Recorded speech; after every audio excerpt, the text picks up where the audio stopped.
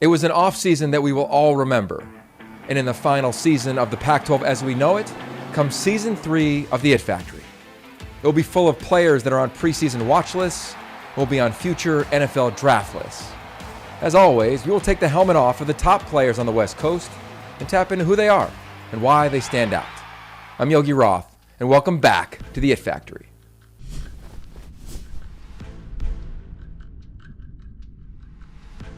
Welcome back, or welcome to the It Factory. I'm your host, Yogi Roth, and you know this podcast. We love a good international story, and that's what today is. We go to Thomas Yassmin, who grew up in Australia, never played football, and then ended up in Salt Lake City, where he began to thrive as a tight end for Kyle Whittingham's program. He's been around for a long time in college football, and unfortunately, his time in college football may be coming to an end, as we've recently found out that Thomas Yassmin has been injured and is unlikely to play the remainder of the season. But that does not take away from this phenomenal story of a talented athlete and a very impressive young man. I want to start with Australia. I don't know if you know this. I used to live in Australia long time ago. Yeah, I played for your favorite football team called the Gold Coast Stingrays. You familiar with that squad?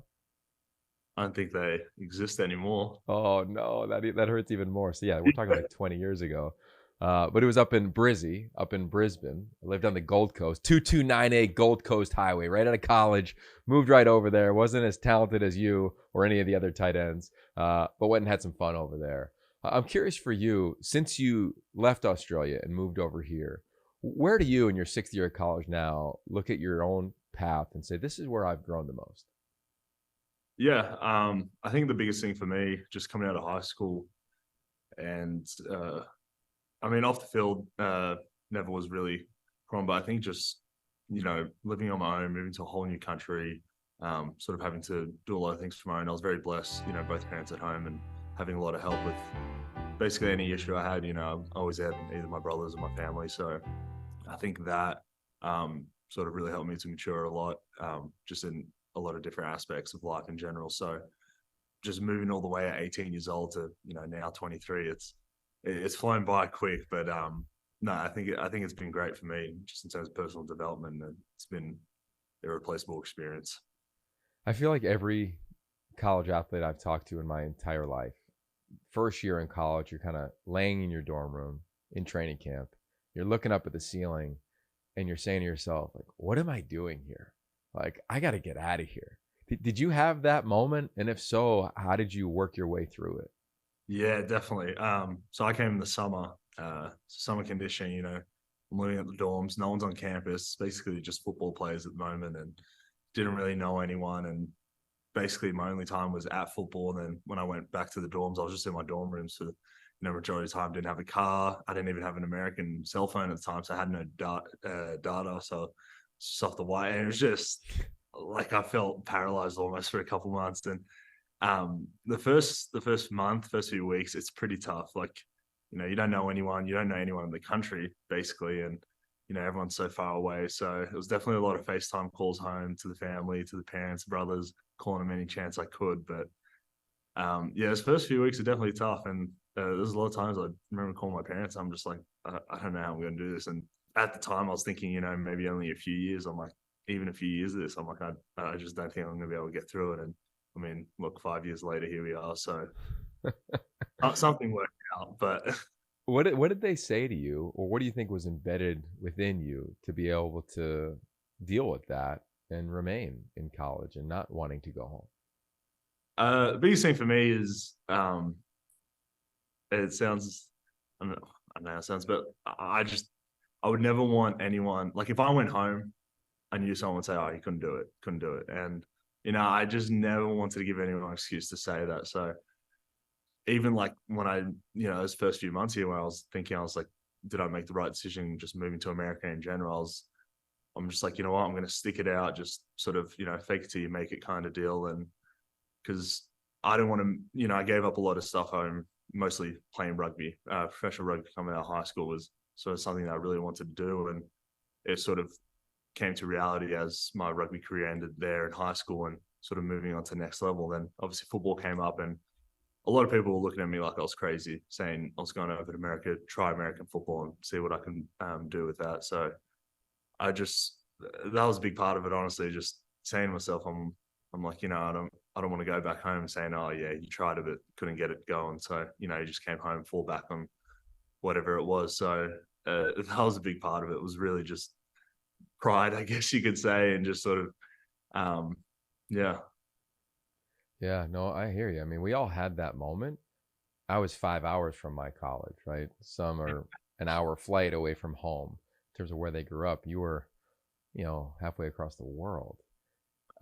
You said, you just want to try it. I feel like every time I'm in Australia, I hear the phrase like, let's just have a go. Let's just have a go at it. Exactly. So for you, like, what was it like? Was it because that always seems like relaxed, like, yeah, let's just go have a go at it. Yeah. But this is like a real life decision for you. I mean, you were a elite rugby player. What made you want to have a go at American football? The thing for me was there's a bunch of different factors, and most importantly, like my parents always embedded into me was education. Education was first and foremost. And even with rugby, I'm over 18, I'm able to make my own decisions. But, my parents tell me, it's like, I don't want you playing rugby unless, you can continue your education, you can do this. Because at the end of the day, sports is only for such a finite amount of time, and whether that be rugby or football.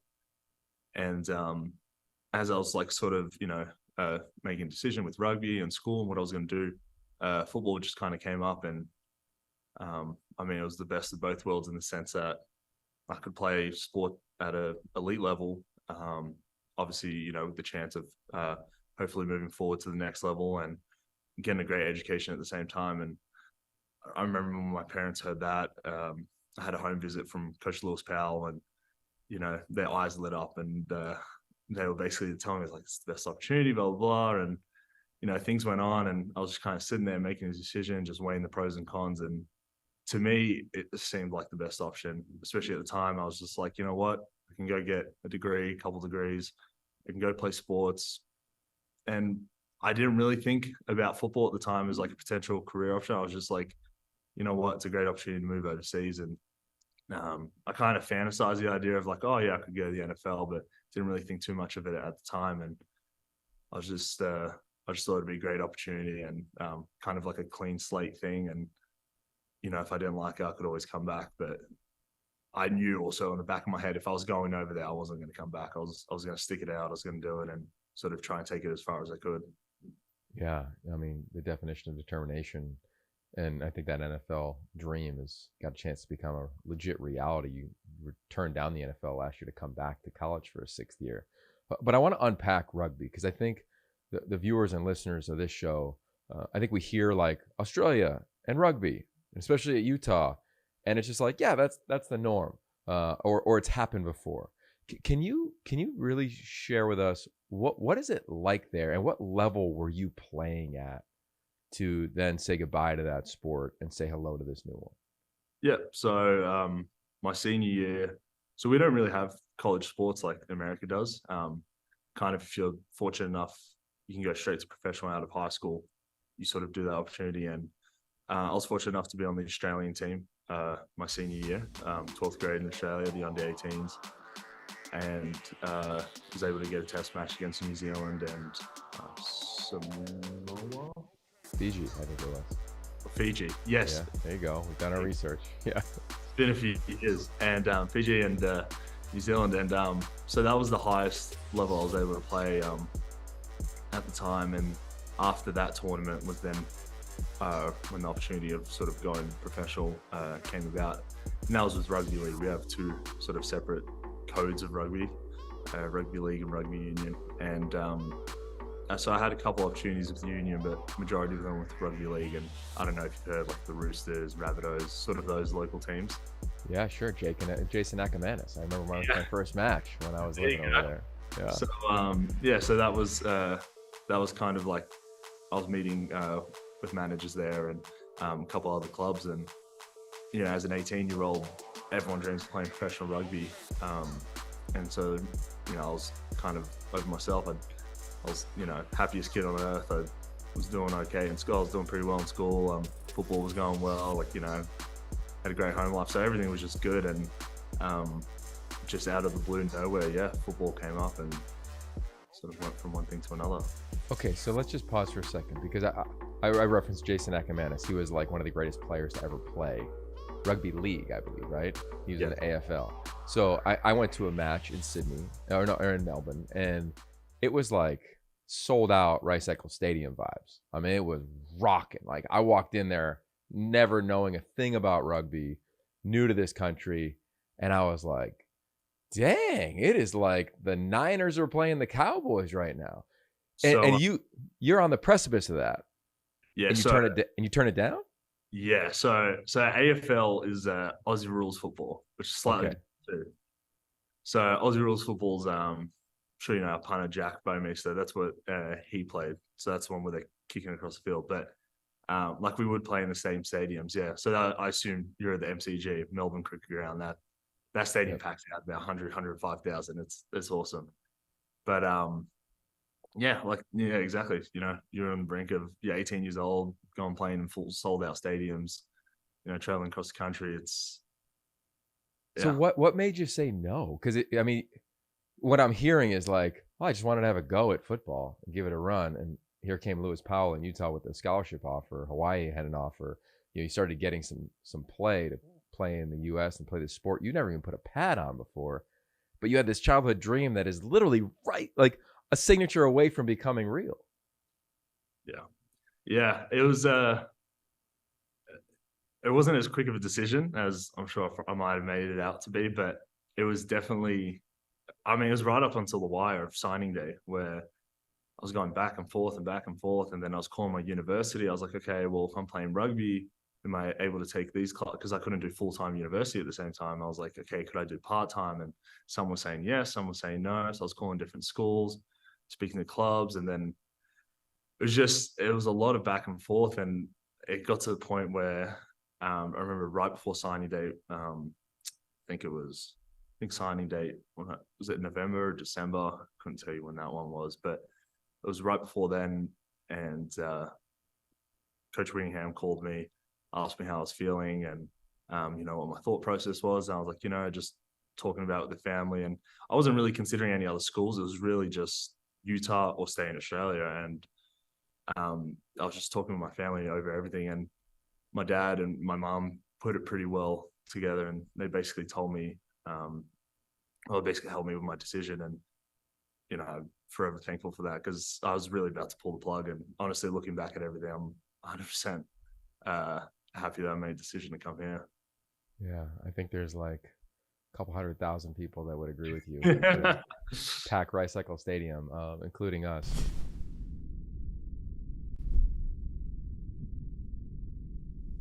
First time they gave you pads. Yes. First time you put a helmet on.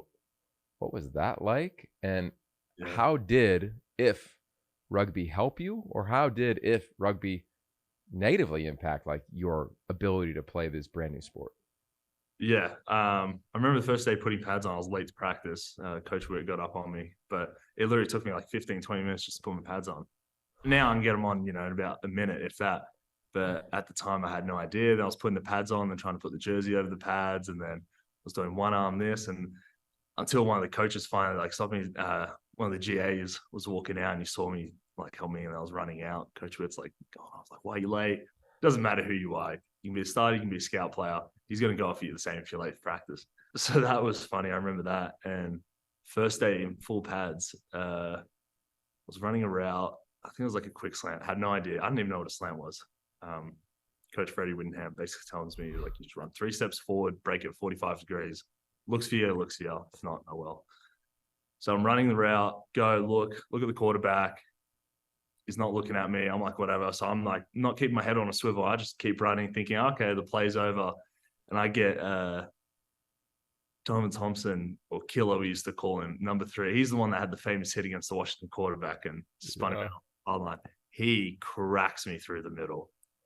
I'll never forget it. This is my first day in pads. It was like the second play. And honestly, it might have been a little bit of a cheap shot, but I remember he just cracks me the football and just goes, welcome to America. I was like, Jesus. Oh.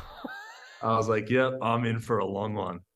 And I was just but honestly, like, it didn't, like, I get up. I was like, didn't hurt. I was like, I'm kind of standing, like, he dropped me to the floor. I dropped like a sack of potatoes. And I get up, I'm like, honestly, like getting hit in pads is nothing. It felt so much, it felt a lot easier. But yeah, I remember that was my first day in pads, and that was a bit of a wake up call. So I definitely kept my head on a swivel after that one.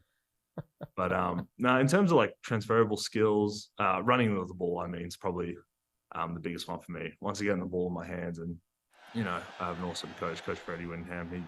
He always tells me, he's like, once you get the ball in your hands, I'm never going to coach you what to do. So I think that was one thing from rugby which helped translate a lot, and just obviously coordination, catching the ball, and we take a lot of high balls, take a lot of balls that are sort of flung out wide in rugby, so that kind of helped a lot. But blocking was the biggest one. Blocking was the biggest challenge, and even just route mechanics, top of route mechanics, reading coverages, reading deep, that was all brand new to me, and that's what really took me, honestly, probably a good 2 to 3 years to really get it to the level where I was able to sort of contribute on the team. You grew up, and I'd imagine you kind of fell in love with rugby. You grew from 18 to where you sit today, and I'm wondering, like, what is your relationship around football? Have you fallen in love with it, and if so, how? Yeah, definitely. Football. I'm gonna be honest. The first couple of years, I kept sort of doubting myself. I'm like, do I really love this? Do I really enjoy this sport? And I think the moment for me was it was like 2019, towards the end of the season. It was a garbage time play, and they chuck the third, fourth stringers in, and I just remember going in and like looking out in the stadium. I'm like, and people were walking out of the stadium. The game's over, and and it's probably like maybe 3/4 full, if that, at the time. And I'm just standing out in the field looking at it. I'm like, this is insane. Like, this is where kind of I want to be. And that was sort of the first like real spark that I have, where keeps that motivation going and everything. But definitely the first time where I was really like, this is what I want to do, was last year against Southern Utah. I mean, same thing. It was kind of garbage time, and Bryson Barnes threw me a touchdown.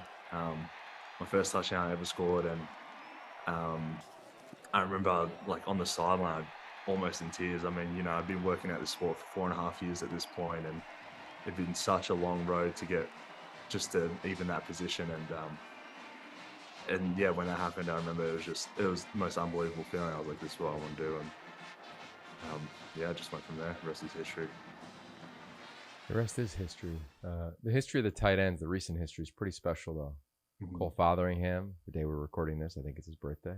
Yes, it's his birthday yesterday. I sent him a message. I love that. Brant Keithy and the aforementioned Dalton Kincaid. What has that room done for you as somebody who never even played this sport before? And then you had 3 guys who eventually got their shot or will get their shot at the NFL. It's been awesome.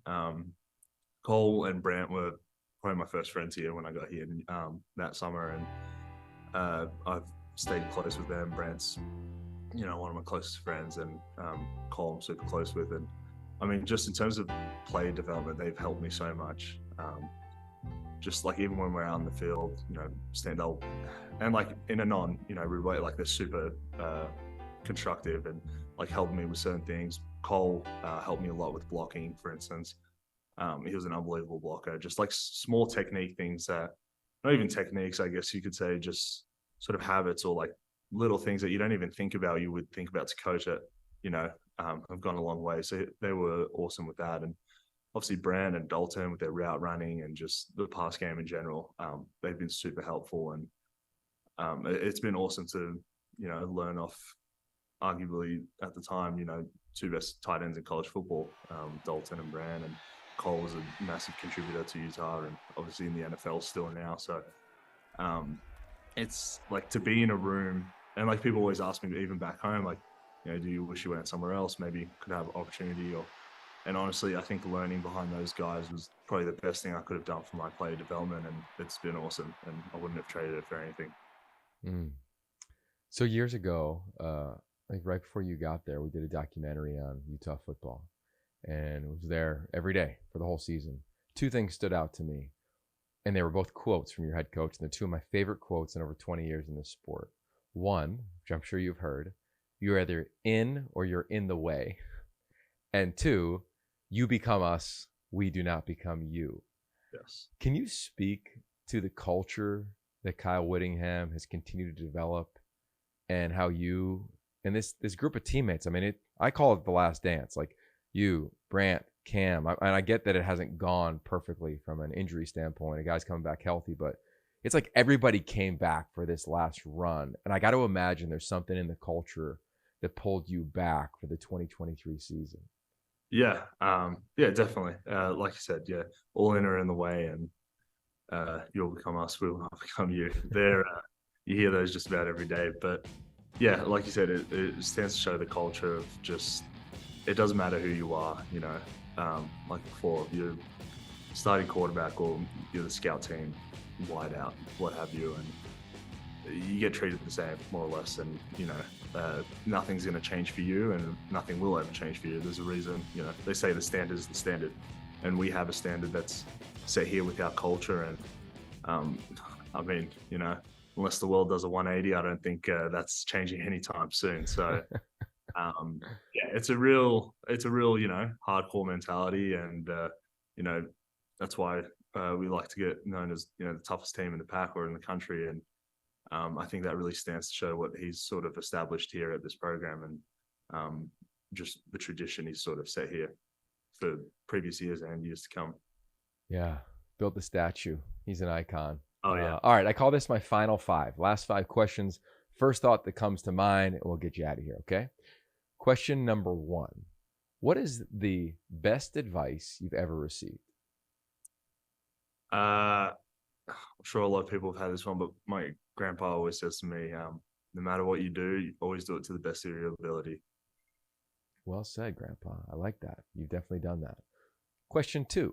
What is the worst advice you've ever received?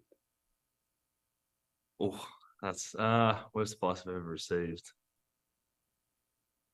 God, that's a tough one. Well, that's good though, if it doesn't come off the top of your head or roll off the tongue. Number three. This is a packed question.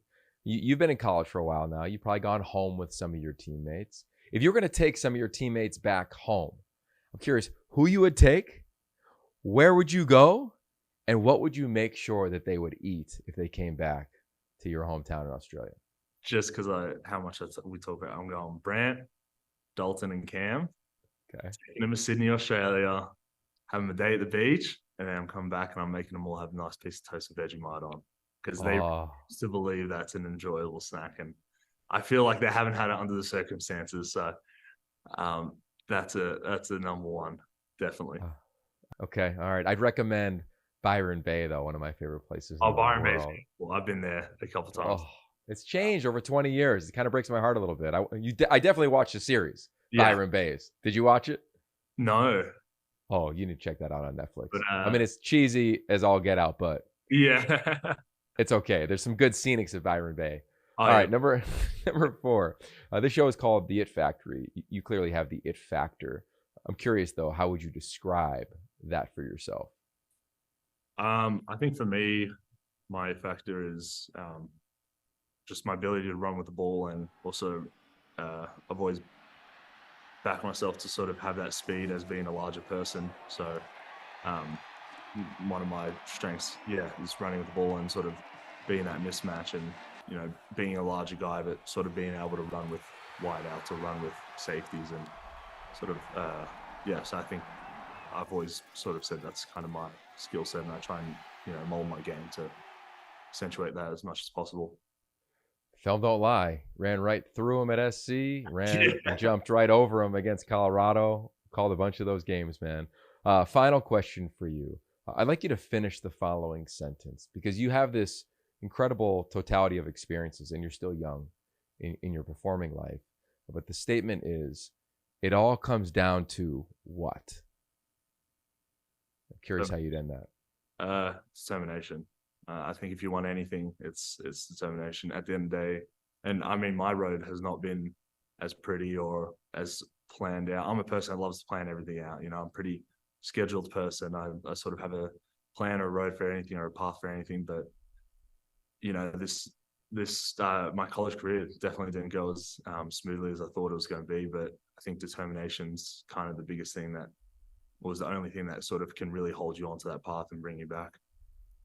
It's so well said, man. Well, I appreciate your time. I hope number one, we stay connected. And I also hope the NIL rules change because you need a truck, just like the rest of your team, man. I don't agree with that. Yeah, it would be nice. Hopefully. It would be nice. Come on, NCAA, hook it up. I mean, if All there's right. one thing to do right, hook up the people from another country who truly need a ride in America, like the rest of those Utah teammates. But Thomas, I loved our time together. I love getting to know you a little bit over the course of your career and wishing you the absolute best, man. Thanks for joining us. Thank you very much for having me. Appreciate it. There it is, Thomas Yassmin, your favorite tight ends, one of the great ones. Glad we got to get him on this show, and appreciate all of your support. If you want to watch it, you can go to wherever you listen to your podcast or go to pac-12.com/insider. And of course, these are popping up on YouTube a couple weeks after they air on TV. So check it out wherever you listen to your podcast. And if you're down under, make sure you share this thing, put it on everywhere. Let's make sure everybody gets to know the story of Thomas Yassmin. See you, mate.